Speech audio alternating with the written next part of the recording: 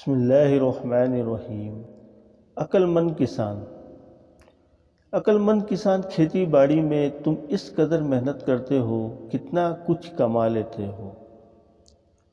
آج کی کہانی کا ٹاپک، بھارت میں حیدرآباد دکن سے 7 میل دور کولنتھ نامی ایک شہر ہے جہاں ایک کسان اپنے کھیتوں میں بیج بو رہا تھا۔ صبح کا وقت تھا، علاقے کا نواب سیر کرتا ہوا وہاں سے گزرا۔ کسان کو محنت سے کام کرتے ہوئے دیکھ کر نواب نے سوچا کہ کسان سے اس کی خیریت دریافت کرنی چاہیے۔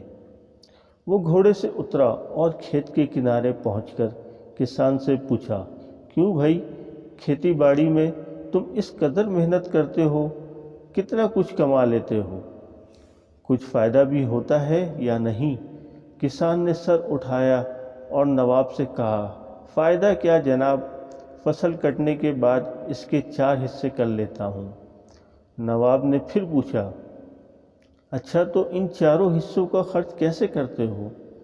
کسان نے جواب دیا، ایک حصہ تو حکومت کے ٹیکس میں چلا جاتا ہے، دوسرا حصہ قرض چکانے میں ختم ہو جاتا ہے، تیسرا حصہ ادھار دیتا ہوں اور باقی چوتھا حصہ ہی یوں ہی لٹا دیتا ہوں۔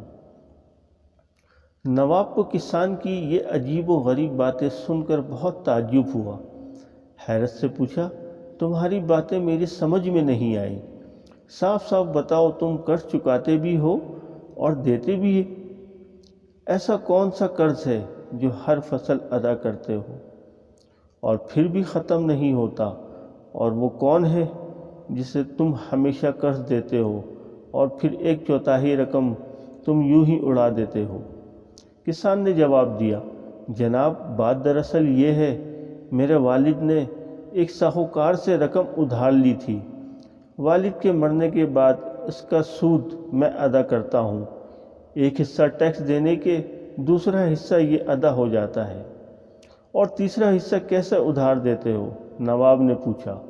کسان نے کہا، یہ میں اپنے 2 لڑکوں پر خرچ کرتا ہوں تاکہ بڑھاپے میں وہ مجھ پر خرچ کریں۔